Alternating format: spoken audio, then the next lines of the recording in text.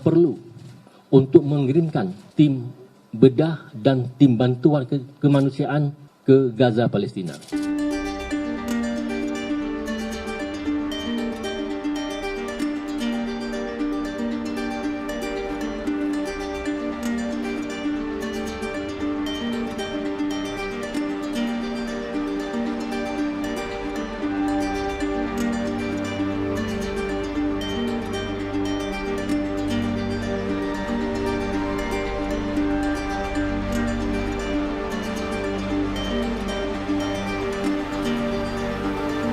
Bismillahirrahmanirrahim.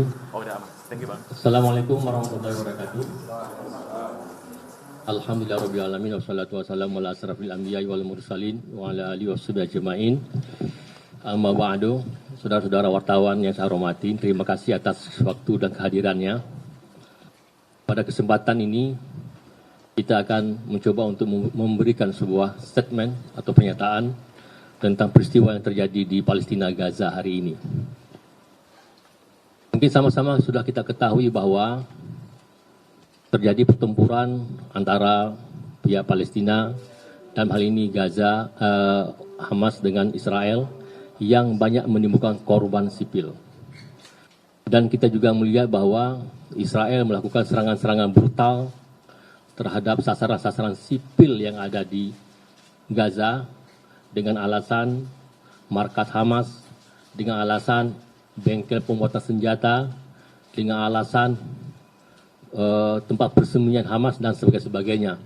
Tapi itu semua adalah upaya-upaya yang sistematis yang dilakukan oleh Israel untuk melumpuhkan, untuk menghancurkan kemanusiaan yang ada di Gaza, Palestina. Nah, oleh sebab itu, rumah sakit kita di Indonesia itu menerima bergelombang korban-korban akibat serangan Israel.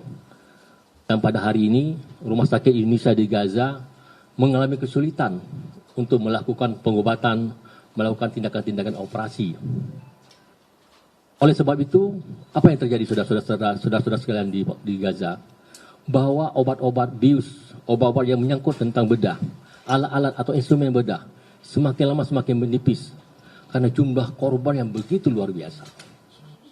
Kemudian ditambah dengan dokter yang kelelahan dengan jumlah yang sedikit, kelelahan sehingga menimbulkan hal yang tidak baik bagi penanganan korban dan bagi dokter tersebut. Nah, memandang hal itu, maka Mercy memandang perlu untuk, sekali lagi, memandang perlu untuk mengirimkan tim bedah dan tim bantuan kemanusiaan ke Gaza, Palestina. Oleh sebab itu, dalam waktu yang sangat singkat, kami akan berkoordinasi dengan pihak Kementerian Luar Negeri dan pihak KBRI di Kairo untuk bisa memfasilitasi tim medis dan tim bantuan kemanusiaan ke Gaza. Dan tim ini akan dipimpin oleh orang yang sangat pengalaman, yang sering ke Gaza, yaitu Insinyur Farid Talib. Beliau ada di sebelah kiri saya. Karena program ini bukan hanya memberi bantuan kemanusiaan, tapi juga mempersiapkan untuk pembangunan polis spesialis yang ada di samping rumah sakit Indonesia di Gaza. Ini satu hal. Oleh sebab itu, kami minta kepada Kementerian Luar Negeri, ahli pemerintah, agar bisa membantu, memfasilitasi tim ini untuk sesegera mungkin bisa masuk ke Gaza. Dan yang kedua, tadi kami berusaha berkomunikasi dengan pihak Kementerian Luar Negeri, dengan Direktur Perlindungan Warga Negara Indonesia, dan pihak Kemlu meminta agar semua warga negara yang ada di Gaza untuk bisa keluar, mengingat kondisi semakin kritikal, semakin berbahaya.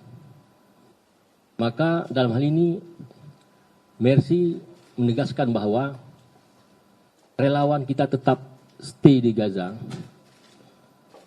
Ini adalah wakil dari rakyat Indonesia, mata, telinga rakyat Indonesia.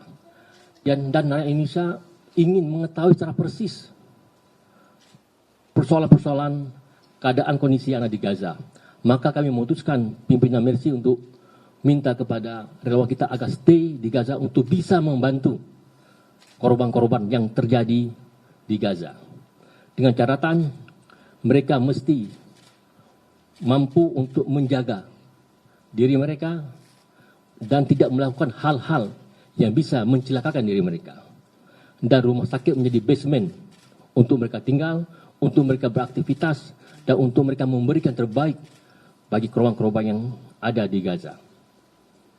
Itu hasil pertemuan kami dengan pihak Kementerian Luar Negeri. Karena hari ini kami dengar Kemlu akan mengeluarkan peringatan untuk semua warga negara Indonesia bisa keluar dari Gaza. Dan selanjutnya akan disampaikan juga rilis oleh teman saya sebelah kanan. Atau Pak Farid bisa menyampaikan. Ini beliau ketua tim, ya. Mungkin saya tambahkan lagi bahwa nanti tim itu beliau ketua tim, kemudian akan ada dokter bedah, ada dari anestesi, ada dokter umum, ada perawat bedah. Itu ideal seperti itu. Dan beliau adalah sebagai komandan tim. Ada pertanyaan dari rekan-rekan wartawan, silakan. Yang di depan saya dulu. Sebutkan nama dari mana. Perkenalkan, nama saya Fadlan dari Kumparan, Pak. Terkait dengan kondisi di Gaza saat ini kan, Bapak sebutkan tadi relawan itu tetap berada di Gaza begitu. Nah, untuk keselamatan terkininya untuk relawan ini bagaimana? Sedangkan kondisi di Gaza ini semakin buruk, apakah akan tetap selama kondisinya nanti akan semakin lebih buruk lagi, apakah relawan tetap berada di sana, apakah ditarik begitu ke ke Indonesia? Ya, Mercy kan emergensi ya, kita selalu hadir dan ada itu di tempat-tempat yang memang yang berbahaya dan berisiko. Dari relawan kita sudah kita bekali apa yang harus dilakukan mereka ketika kondisi seperti ini. Harus diingat bahwa mereka itu tinggalnya itu di samping rumah sakit, namanya Rumah Wisma Indonesia, Wisma Dr. Yosef Rizal Jurnalis. Dan kalau kondisi semakin memburuk, kita menganjurkan mereka untuk tinggal di basement rumah sakit. Karena segi undang-undang, bahwa rumah sakit itu dilindungi. Dan yang kedua, kita juga minta sangat pada mereka untuk tidak mendekati daerah pertempuran. Ikut-ikutan, itu sangat dilarang. Kayak ini namanya itu pertama tidak netral, kemudian itu bisa menimbulkan korban nyawa.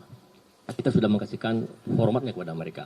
Dan insya Allah mereka sudah siap, dan kita juga komunikasi sama orang tua mereka, dan orang tua mereka pun juga memberikan lampu hijau, karena ketika kita kirimkan tim kita ke sana, kita sudah memberikan narasi bahwa kondisi di Gaza itu bukan kondisi normal. Oke, ya silakan.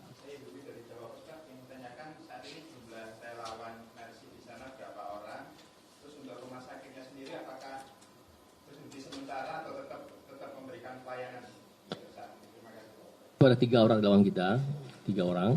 Kemudian rumah sakit masih berjalan seperti biasa. Dan sangat bermanfaat bagi korban-korban di sana. Dan rumah sakit itu jarak 3 kilo dari perbatasan. Jadi korban-korban langsung dievakuasi ke rumah sakit kita itu. Jadi nama Indonesia sangat dikenal.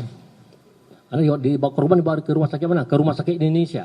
Nah, ini satu hal yang sangat positif.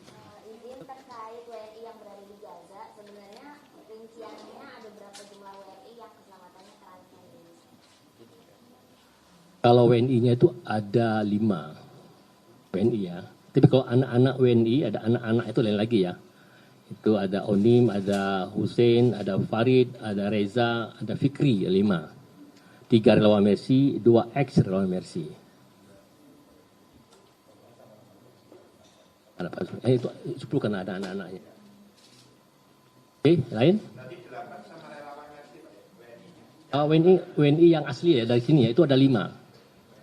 Itu anak ada 2 kan keluarga nih, punya anak-anak. Nah, itu dianggap juga mungkin. Tapi kalau langsung dari sini cuma 5 orang. Enggak semua, termasuk itu kan ini namanya relawan Indonesia. Tapi ada Mercy 3, ex Mercy ada 2. Itu Onim sama Usin.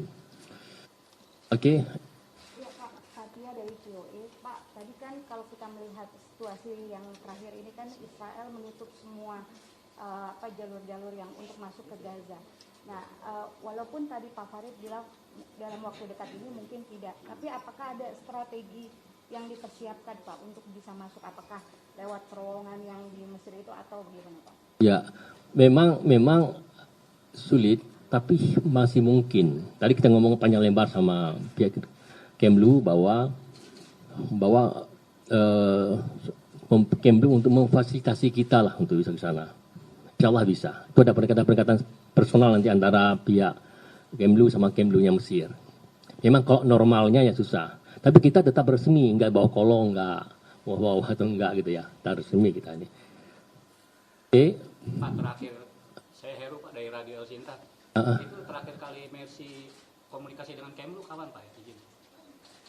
Oh, sama Kemlu kita sering komunikasi. Tadi barusan tadi jam Untuk saat ini. Yang tadi barusan tadi jam 8 teman pagi tadi ya, sebelum kita konferensi pers.